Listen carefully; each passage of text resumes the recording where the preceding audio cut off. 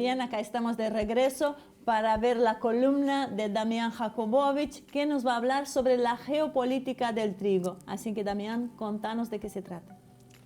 Muy bien, muchas gracias, Ivonne. La realidad es que se habla mucho de geopolítica de los hidrocarburos, geopolítica de las armas, geopolítica del agua, y poco es lo que se habla de la geopolítica de los cereales o la geopolítica del trigo.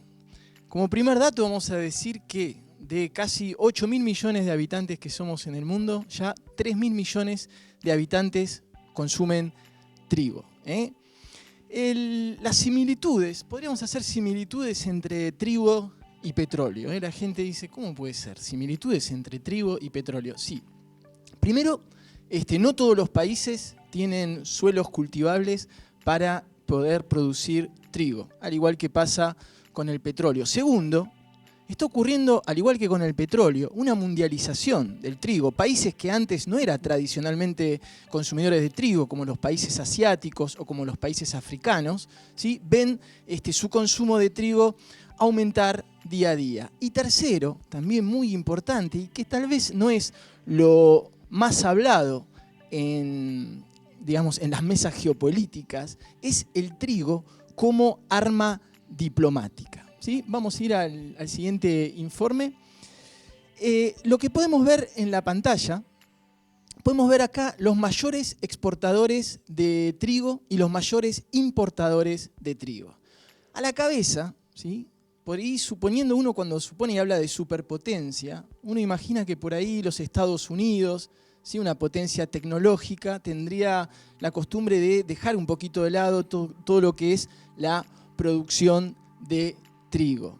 Pero resulta que los Estados Unidos está pasando algo que es bastante importante. A la salida de la caída de la Unión Soviética, allá a fines de los años 80, Estados Unidos representaba solo el 40% de la exportación de trigo que se realizaba en el mundo. Hoy está tan solo al 20%, pero sigue a la cabeza. La Unión Europea, en su conjunto, encabeza los segundos exportadores de trigo del mundo. Y ahí hay un caso particular que es Francia. Francia, a la salida de la Segunda Guerra Mundial, era un gran importador de trigo. Hoy, siendo un país tan chiquitito, es el quinto productor mundial y el tercer exportador del mundo. Y también podemos ver en ese cuadro, Damián, un poco esto es fruto de las políticas que tuvo la Unión Europea para garantizar una seguridad alimentaria propia, que Francia pasa a ser un exportador de trigos. Es muy cierto lo que decís, Marcelo, porque uno por ahí, siendo países desarrollados por un lado, por ahí clases medias bien acostumbradas, tendría a banalizar el tema de tener el pan al alcance de la mano. Pero para muchas personas, lamentablemente para la mayoría del mundo, el pan, los cereales y el trigo con sus derivados es un asunto de vida o muerte. No hay duda que hay una gran lección aprendida después de la Segunda Guerra Mundial por parte de Francia respecto a la necesidad de convertirse en lo que hoy es un granero, ¿sí?, de Europa. Y otro dato importante que podemos observar en nuestra tabla es el crecimiento de los ex países soviéticos como Rusia, Ucrania. Ucrania tiene una larga tradición como granero de trigo, y Kazajistán. Ahora pasamos a los países importadores. A la cabeza de todos figura Egipto.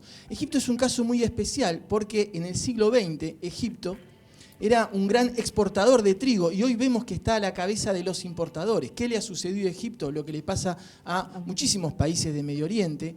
Tienen una potencia demográfica extraordinaria, entonces la producción de trigo no sigue la cadena. Después tenemos Argelia, también, que es importante, un gran importador de trigo por parte de Francia, lo cual lo hace dependiente diplomáticamente.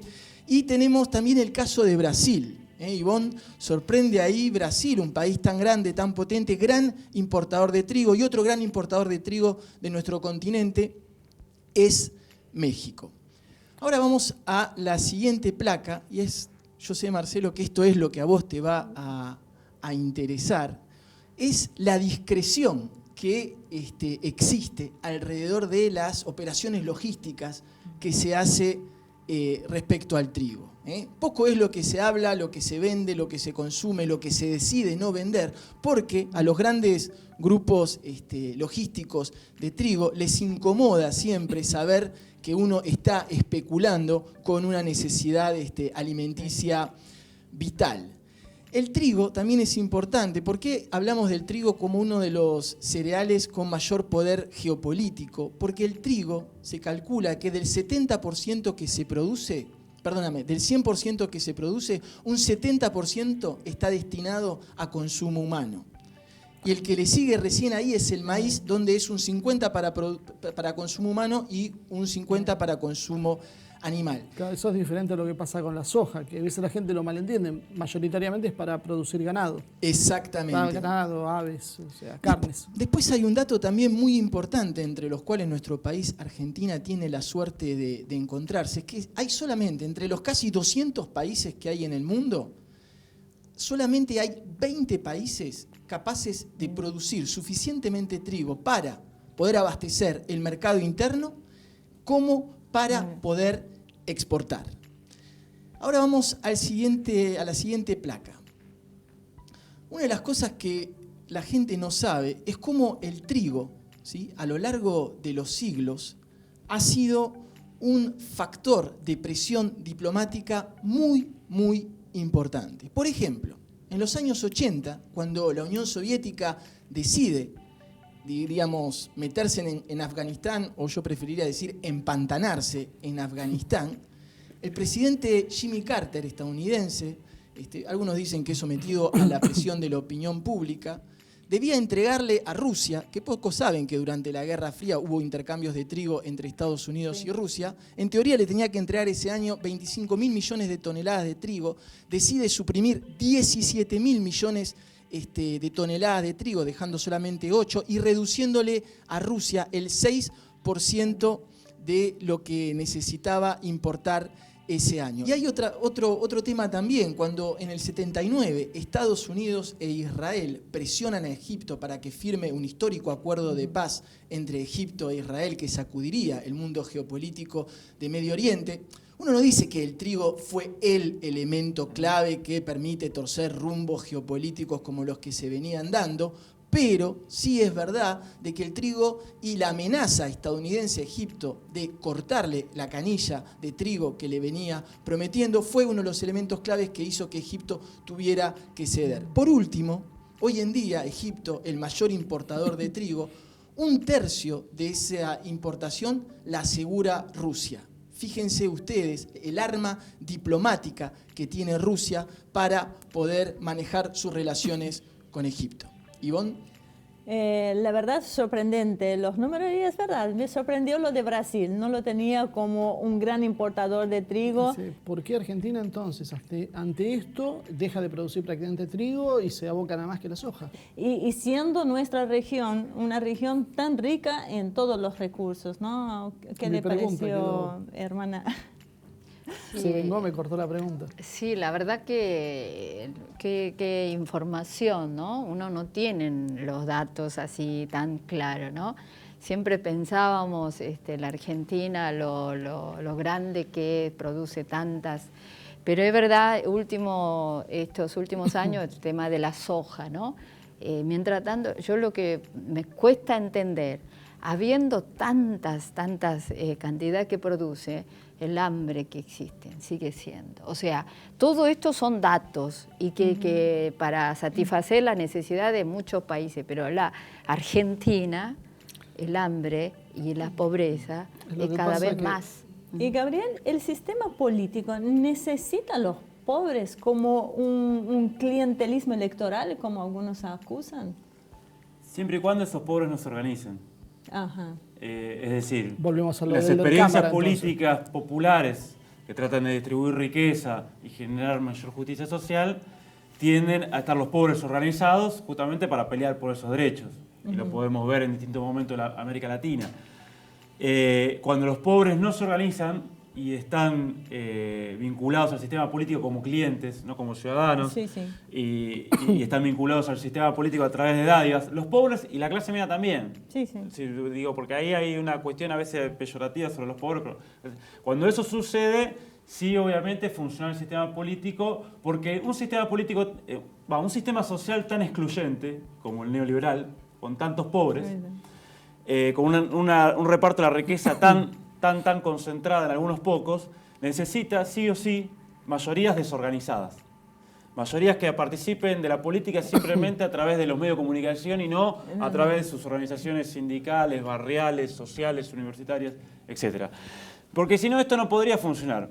Hoy uno de los problemas principales que bien comentaba él de los alimentos y que tiene que ver con el sistema político estratégico mundial es que los alimentos son no solo una mercancía, ¿no?, de exportación y de venta, que no tiene en cuenta el consumo humano, sino también que son un bien de especulación financiera. Esto es lo que cambió en los últimos años. Es un bien de especulación financiera. Entonces esto se especula a futuro. Dos, hay otro problema que se le agrega a eso, que es que se corta mucho con el tema de los biocombustibles y se usa alimento para producir combustibles. Y eso, si bien uno puede decir, bueno, es bueno en términos ecológicos, por generar energías renovables, aunque está muy en discusión, Sí, sí. lo cierto es que vos destinas mucho alimento al corte de combustible. Y tercero, que hay una cuestión fundamental, que hay que tener en cuenta que las guerras del siglo XXI van a ser por los alimentos, la energía y el agua. Esta es la gran disputa. Es más, la guerra actual de Ucrania tiene en gran medida que ver porque es una de las principales praderas fértiles del mundo. Nuestra región realmente es muy rica en lo que es la producción de alimentos, en recursos naturales. ¿Qué tanto debemos temer?